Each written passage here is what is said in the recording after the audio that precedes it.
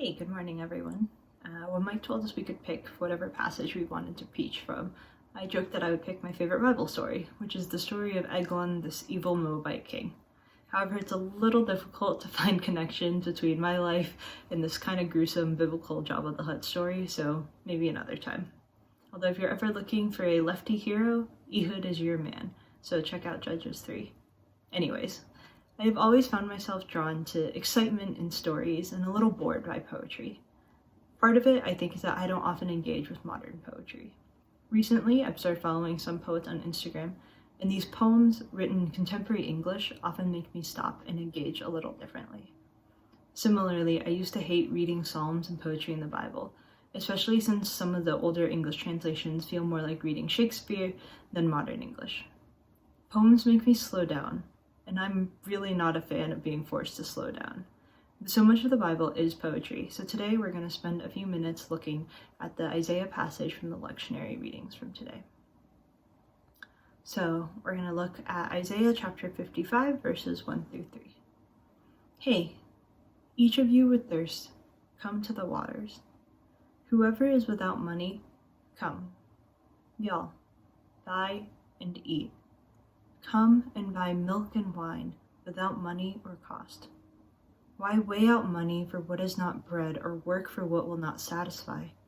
Listen carefully to me, eat good things, and may all delight yourselves in good food.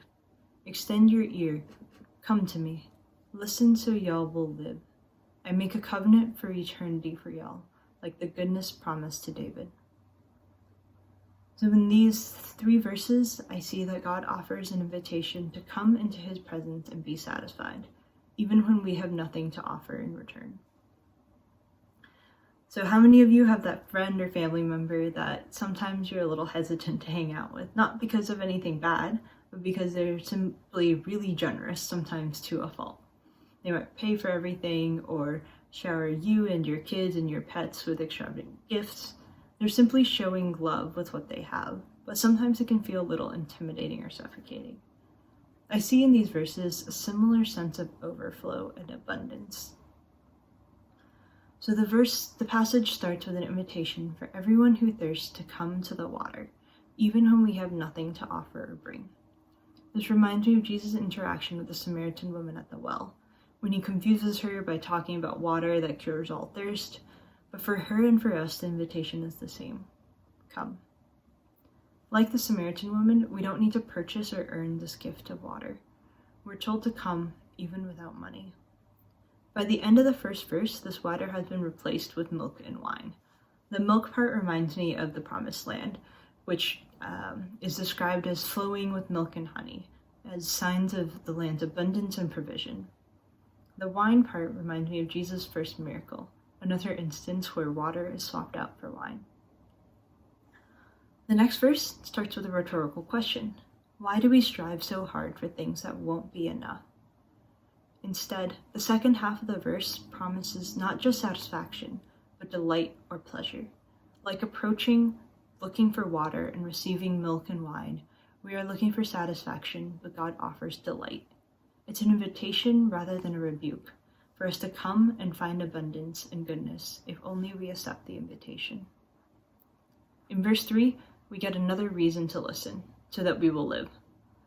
This eternal covenant is proven and reassured by the goodness shown to David.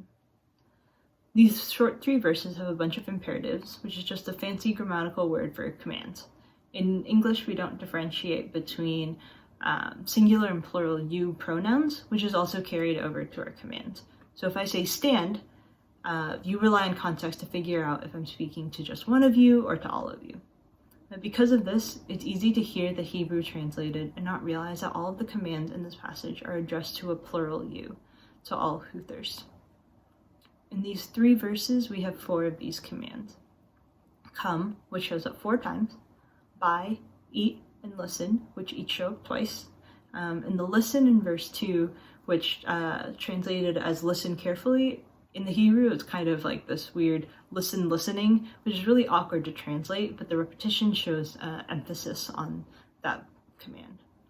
And then in verse 3, we have extend your ear or give your ear, which is a similar idea to listen. So come The most common command in the verses invites us into our Creator's presence. Listen requires us to approach with a willingness to hear.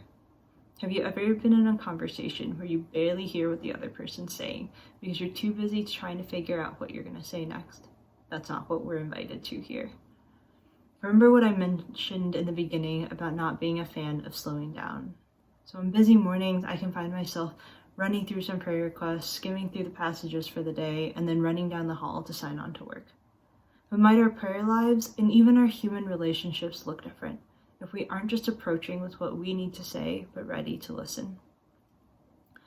Eat requires a physical presence. We sadly can't eat things from afar, and this part of the invitation reminds us that God wants us to come close and to be in His presence. In this passage, we're invited to come, even if we have nothing to pay with. The only condition is that we come with thirst. This reminds me of all the times Jesus asked people to follow Him. It's always an invitation of presence, not a club where you have to pay a membership to enter. So for myself, I've recently found myself reflecting on scarcity mindset. So scarcity mindset is the idea that there's not going to be enough, or just because someone else gets something, there's less for me. I'm naturally quite competitive, and I can trace this thinking as far back as high school. Maybe conditioned because colleges would only accept so many people, or scholarships can only have so many winners. But I remember being jealous when my friends started posting college acceptances on Facebook, even when I didn't apply to the schools that they were celebrating these acceptances from. This meant that I often struggled to celebrate others' achievements and successes. An additional problem with scarcity mindset is that it leads to thinking that there will never be enough, and that any good thing that happens to someone else feels personal, like I've lost something. It's feeling competitive and resentful with the people around me, rather than being genuinely present. Scarcity mindset also doesn't just stay in like the academic or professional buckets of life, but it can taint how I feel and see everything else too, including how I view God and His goodness and grace. I start thinking that I have to be protective about how people might experience His presence, or I start thinking that there's a limit to His grace. But to borrow from a popular meme, God's abundance is also not pie, and there's an invitation for all who thirst to come near, listen, and experience His goodness. So I ask us for the next few minutes to just sit and reflect on this invitation as presented as a song. We have an invitation by the Creator of the universe to come, listen, buy, and eat.